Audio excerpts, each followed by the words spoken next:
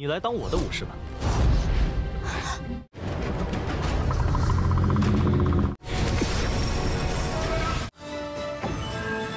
Yo, halo lurku semuanya. Gimana nih kabarnya lur? Semoga dalam keadaan sehat dan mood yang baik-baik aja ya lur ya. Jadi nih kali ini kita bakalan ngelanjutin Donghua series yaitu Supreme Above the Sky. Dan buat teman-teman yang mungkin baru gabung, Mimin saranin untuk nonton bagian sebelumnya dulu. Linknya ada di deskripsi. So, sebelum kita lanjut, bolehlah ya untuk di subscribe tipis-tipis agar kalian tidak ketinggalan video-video berikutnya. Oke, nggak usah berlama-lama lagi, siapkan kopi, luruskan kaki. Hormati gurumu, sayangi temanmu, cintai pacarmu, itulah tandanya kita masuk ke intro. Let's go!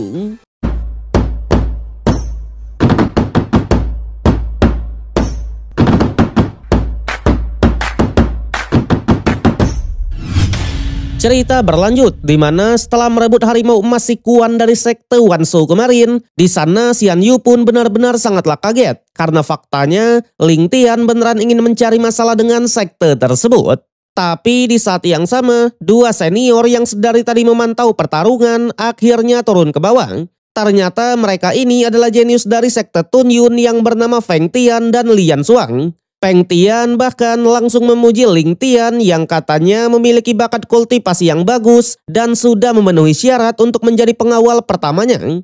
Ling Tian yang mendengarnya, ia pun langsung menyinggung balik kalau kultivasi Feng Tian memang di atas dari si Kuan. Tapi perkataan itu membuatnya sedikit kesal karena memang Ling Tian seolah-olah meremehkannya.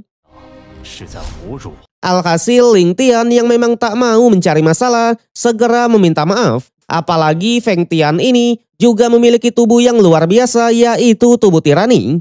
Sontak Lian Xuang lah yang kali ini dibuat kaget melihat Ling Tian yang bisa langsung mengetahui soal tubuh dari seniornya.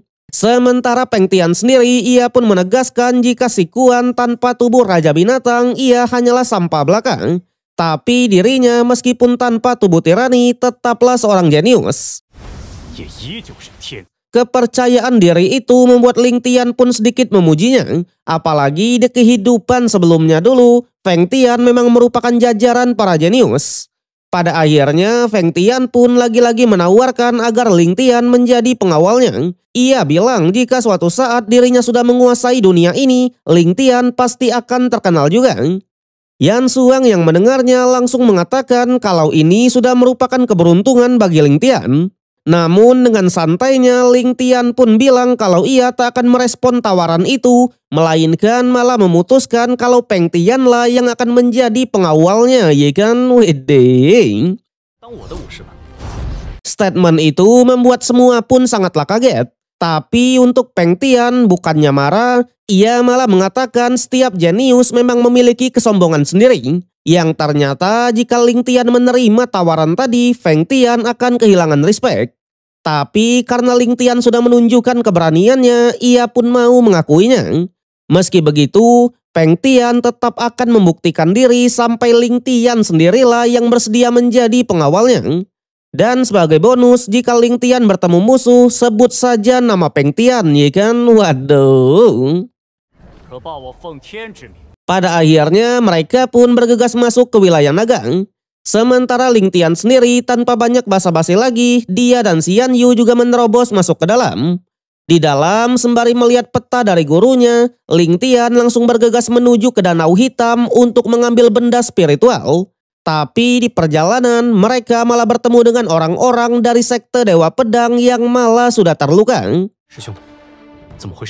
Yang ternyata mereka ini bertemu dengan naga muda yang entah kenapa malah ngamuk sendiri. Bahkan jika bukan karena Mu Xingyu, mereka tak akan bisa selamat. So, jadi demi menyelamatkan para murid, Xingyu sampai rela memisahkan diri. Sampai tiba-tiba naga muda pun kembali datang. Sontak karena kecepatan dari sang naga tak bisa diremehkan, mereka pun awalnya sangatlah bingung. Apalagi keadaan sekarang rata-rata murid masih terluka parah. Sama halnya dengan Ling Tian, karena benda spiritual juga belum didapatkan, ia tak mau bertindak gegabah. Meski begitu, Ling Tian tetap mengambil keputusan untuk berpencar dan akan bertemu lagi di gerbang naga sejati. Di sanalah di dalam perjalanannya, Xian Yu pun baru teringat dengan perkataan dari peramal kemarin, di mana Ling Tian bisa saja membunuh semua orang yang ada di alam naga sejati. Ia menduga kalau Ling Tian ini juga merupakan seekor naga. Jadi pertarungan di alam naga sejati nanti adalah pertarungan antar naga bukan antar manusia. Bahkan siapapun yang terlibat bisa saja mati di tempat.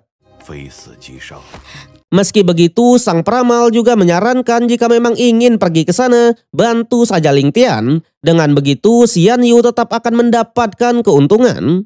Kembali ke Ling Tian, dijelaskan di kehidupan sebelumnya dulu, meskipun ia tak memasuki alam naga sejati, tapi ia sudah mendengar banyak rumor kalau naga muda tak akan pernah mengamuk.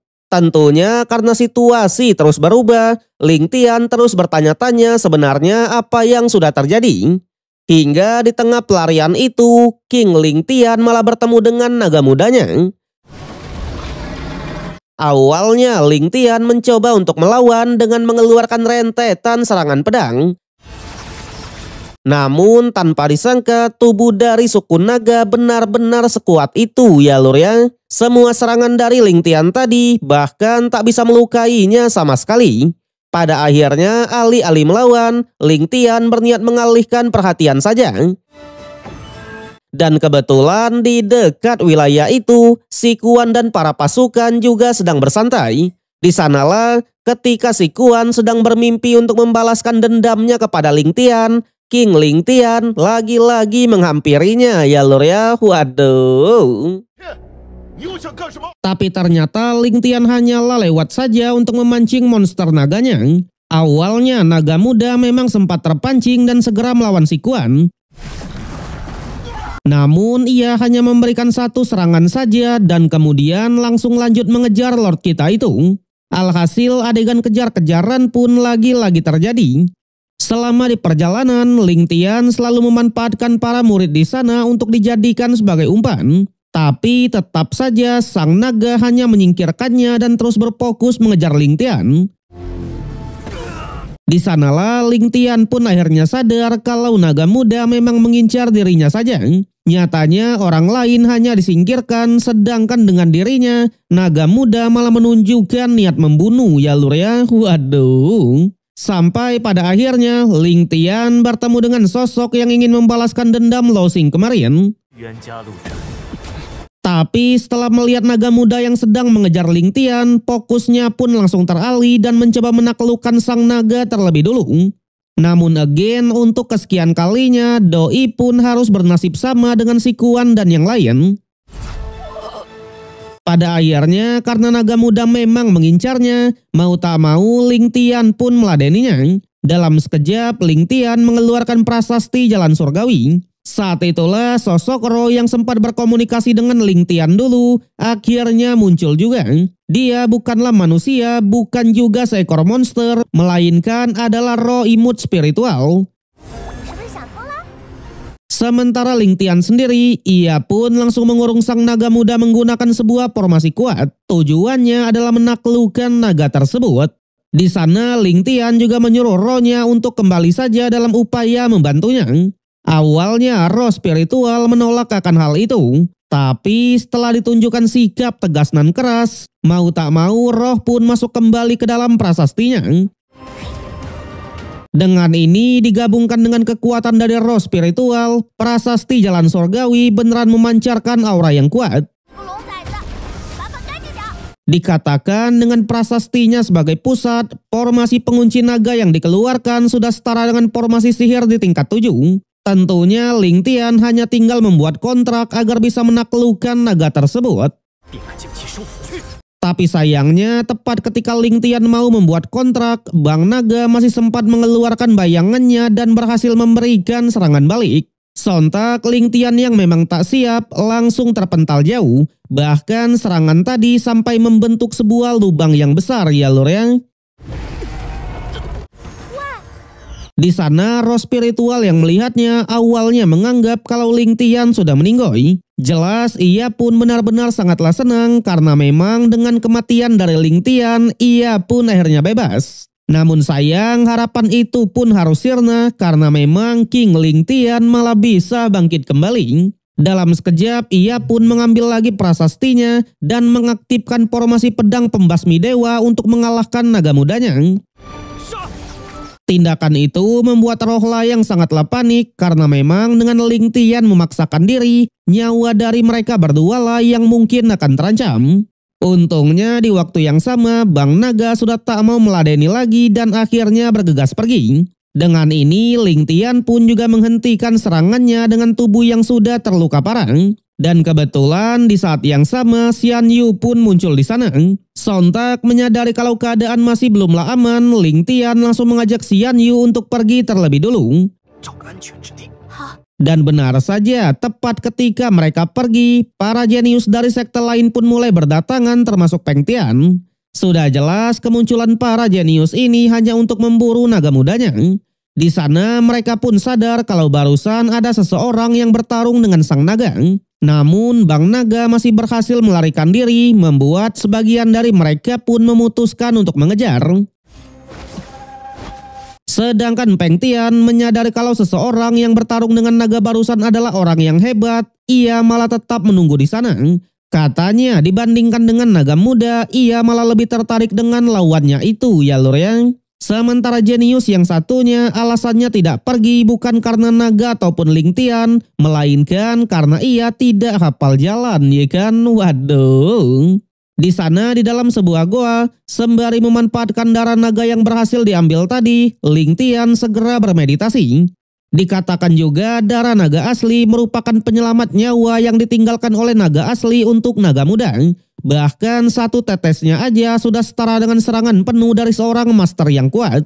Tentunya jika saja Ling Tian tidak melatih teknik Dewa Siluman, ia pasti sudah meninggoy. Yang ternyata setelah terkena serangan telak dari Bang Naga tadi, semua meridian dari Ling Tian sudah terputus dan kultivasinya pun juga anjlok total. Jelas jika naga muda kembali menyerang lagi, Ling Tian pasti tak akan bisa selamat. Dan oleh sebab itulah ia pun memutuskan untuk mengambil resiko besar dan memurnikan darah naga asli ke dalam tubuhnya. Saat itulah dijelaskan juga bahwa teknik Dewa Siluman terbagi menjadi 9 lapisan, di mana setiap 3 lapis memiliki satu tingkatan. 3 lapis pertama disebut sebagai rana kekuatan siluman, di mana mereka akan mengalirkan darah binatang ke dalam tubuh melalui meridian untuk menyelesaikan perubahan antara kekuatan spiritual dan kekuatan siluman. Sedangkan 3 lapis kedua disebut rana transformasi siluman, di mana dengan bantuan kekuatan siluman, seseorang bisa menempa tubuh siluman dan berubah menjadi siluman berdasarkan jenis darah siluman di dalam tubuh. Dan 3 lapis terakhir disebut sebagai rana Dewa Siluman, di mana dengan mengandalkan tubuh manusia, mereka bisa menjadi Dewa Siluman yang sebenarnya. Tapi di sana di tengah pelatihannya itu, roh spiritual malah keluar lagi. Bahkan menyadari kalau napas Ling Tian sudah semakin melemah, roh tersebut langsung memikirkan sebuah rencana licik, iya kan? Waduh. Namun sayang episode yang kali ini harus berakhir sampai di sini. So, bagaimanakah kelanjutan dari Ling Tian? Apakah King kita ini bisa memurnikan darah naga ke dalam tubuhnya? Kita nantikan aja ya lur ya. So, kalau kalian suka dengan konten ini, jangan lupa kasih jempolnya, kasih hype-nya, subscribe biar nggak ketinggalan update, dan share ke berbagai platform untuk memajukan channel tercinta ini ya lor ya. Waduh. Oke lah, gua Rian pamit undur diri, sampai jumpa di konten berikutnya.